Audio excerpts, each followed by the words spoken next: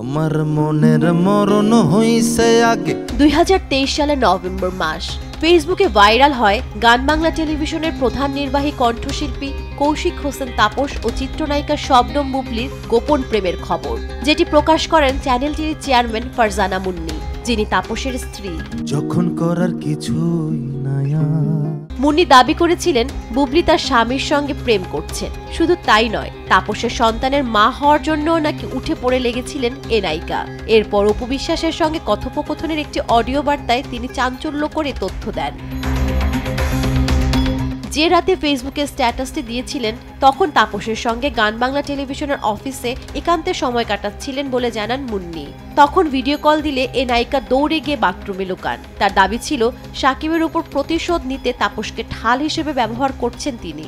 ওর ইন্টেনশনই হচ্ছে ও যখন সাকিব যখন তোমার সাথে ক্লোজ হওয়া শুরু করলো তখন মাথাটা খারাপ হয়ে গেল। আমি তখন বুঝলাম ও সাকিবের প্রতি রিভেঞ্জ আর তোমার প্রতি, আর সেটা সেই টার্গেটটা করছে তাপসকে দিয়ে। এই মেয়ের ম্যানিপুলেশন, এত ম্যানিপুলেটিভ, এত ম্যানিপুলেট করতে পারে ছেলেদেরকে, তোমার ইউ হ্যাভ নো আইডিয়া।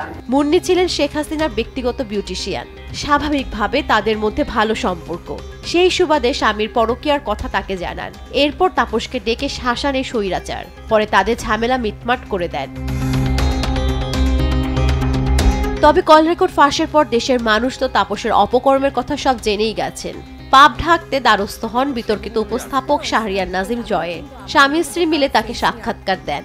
সেখানে চোখের পলকে ভোল পাল্টান, দায় চাপান অপু বিশ্বাসের উপর। ও আমাকে রাইট মোমেন্টে রাইট কোয়েশ্চেন গুলো করেছে। তুমি দেখেছো যে কল রেকর্ডটা এডিটেড? ও কিছুই নাই, বিকজ ও আমাকে কথাগুলো যেটা বলেছে আমি সেটার অ্যান্সার দিয়েছি। সমালোচনা থেকে তাপসকে বাঁচালেও বুবলির সঙ্গে তার ঘনিষ্ঠ সম্পর্কের কথা বিনোদন জগতের অন্দরমহলে কান পাতলেই শোনা যায়। তারা একে অপরকে গভীরভাবে ভালোবাসতেন। এও জানা যায় বুবলিকে দামি ফ্ল্যাটও উপহার দিয়েছেন তিনি। সেখানেও নাকি একান্তে সময় কাটাতেন। নাম প্রকাশে অনিচ্ছুক একাধিক সূত্র এ তথ্য নিশ্চিত করেছে।